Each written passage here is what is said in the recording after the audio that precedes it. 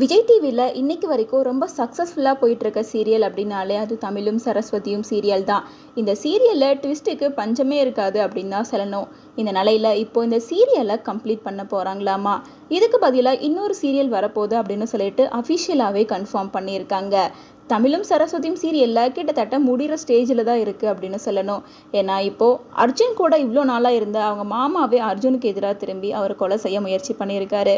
இதனால் அர்ஜுன் கோமாக்கு போயிருக்காரு. கோமாலேருந்து வெளியே வந்த அர்ஜுனுக்கு எல்லா உண்மையும் தெரிஞ்சு இதுக்கப்புறம் திருந்தி ஃபேமிலி கூட ஒன்றா வாழ்வார் அப்படின்ற மாதிரி தான் ஸ்டோரி போகும்.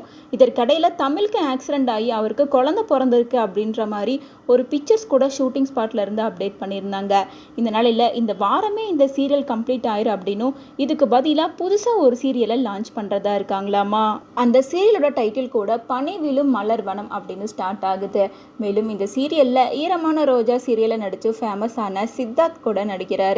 அவர் கூட பாரதி கண்ணம்மா சீசன் 2ல வந்த வினிஷா கூட லீட் பண்ணி நடிக்கிறாங்க. இந்த சீரியல் அடுத்த வாரம் டெலிகாஸ்ட் ஆகும் அப்படின்னும் அதுக்கு முன்னாடியே தமிழும் சரஸ்வதியும் முடிஞ்சிரும் அப்படின்ற மாதிரி அப்டேட்ஸ் கிடைச்சிருக்கு. அது மட்டும் இல்லாமல் இந்த விஷயத்த அஃபிஷியலாக கன்ஃபார்ம் பண்ணுற மாதிரி விஜய் டிவியில இருந்தே குட்டி ப்ரோமோ மாதிரி ரிலீஸ் பண்ணியிருக்காங்க. அதில் தீபக் இந்த சீரியல் முடிய போது 700 எபிசோடை தாண்டி நாங்கள் சக்ஸஸ்ஃபுல்லாக இந்த சீரியலை கம்ப்ளீட் பண்ணியிருக்கோம். ஸோ எங்களுக்கு சப்போர்ட் பண்ண அவங்க எல்லாருக்கும் நன்றி அப்படின்னு அவர் டீட்டெயிலாக பேசியிருக்காரு. மேலும் தமிழும் சரஸ்வதியும் சீரியல் ஃபேன்ஸுக்கு எல்லாமே இந்த நியூஸ் அப்செட்டாக தான் இருக்கும்.